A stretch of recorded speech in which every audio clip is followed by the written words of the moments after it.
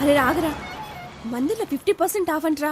Bag పట్టుకోరా, ఇప్పుడే వచ్చేస్తాను. ఇప్పుడే కదా 2 బ్యాగులు నిండా కొన్నావు. 2 minutes లో వచ్చేస్తాను రా. 2 నిమిషాలు అంటావు, గంట చేస్తావు.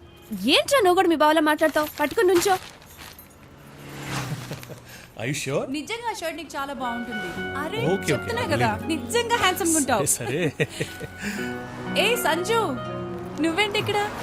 అక్క షాపింగ్ అంటే ఏది ఎక్కడుంది? మందిర్లో ఏదో సేల్ అంట, వెళ్ళింది. మందిర్లో 50% సేలా? బ్యాగ్ పట్టుకొని ఇప్పుడు వస్తాను. ఎందుకే 3 బ్యాగులు నిండా కొన్నావు కదా? 2 minutes లో వస్తాను. ఇప్పుడే అంటావు 2 గంటలు చేస్తావు. పట్టుకుని నుంచోండి, ఇప్పుడే వస్తాను. కమ్.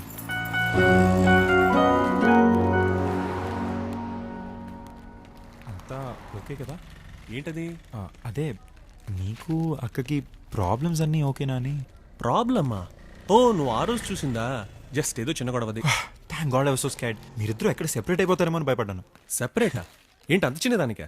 ఏంటి అది చిన్న గొడవ? చూడు నాన్న, గొడవలేని సంసారం అనేది ఉండదు. చిన్నదో పెద్దదో అవి కామన్. కానీ గొడవలు పడ్డం, సారీ చెప్పుకోవడం, మళ్ళీ గొడవలు పడ్డం, మళ్ళీ సారీ చెప్పుకోవడం చిరాకు ఉండదా? ఇక లాభం లేదు నాన్న, నీ టైం వచ్చేసింది. గీతోపదేశం చేయాల్సిందే.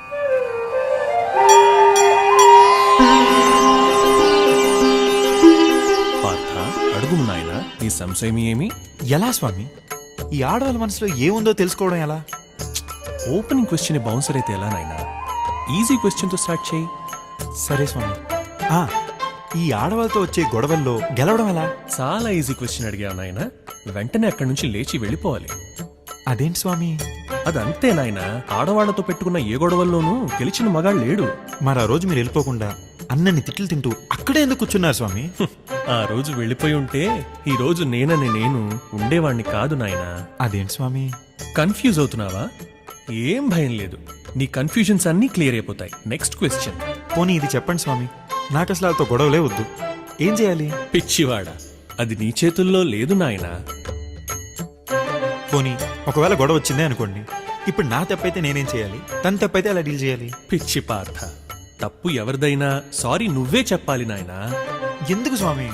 ఎందుకంటే మనం లాజికల్ గా ఆర్గ్యూ చేస్తాం, వాళ్ళు లాజిక్ తో సంబంధం లేకుండా మాట్లాడతారు. అందుకే వాళ్ళు ఎప్పుడు కరెక్ట్ నాయనా.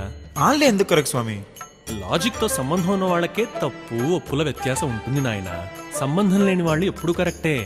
ఇలా అయితే ఎలా స్వామి? ఇలా అయితే ఎలా కాదు నాయనా, ఎలాగైనా ఇలానే పార్థ. ఇప్పుడు నా పరిస్థితి ఏంటి తండ్రి? ఏది ఏమైనా వాళ్ళు మాత్రం ట్యాప్ విప్పకుండా చూసుకో నాయనా. ట్యాప్ ఏంటి స్వామి? నీళ్ల కొళాయి నాయనా, వాటితో సునామీలు పుడతాయి, జాగ్రత్త. యాండి బిల్లింగ్. ఇవెవరి చీరలు? పట్టుకుంటా. మంచి డీల్స్ వచ్చాయి కదక్క. ఎస్, నీకు థ్యాంక్స్ చెప్పుకోవాలి నేను. నెక్స్ట్ సాటర్డే బ్రిసాలో ఉందంట, వెళ్దామా? ఓ ఎస్, వెళ్దామండి సాటర్డే. ఏంటి నాన్న నువ్వు ఈ మధ్య అసలు ఇంటికి రావట్లేదు? ఇవాళ సేమియా చేస్తాను, సాయంత్రం తప్పకుండా రా. సరే ఓకేనా? ఇటివ్వండి. చలో దెన్ బయలుదేరుతాను. బాయ్ అక్క. బాయ్. Okay, సాయంత్రం bye. తప్పకుండా రా.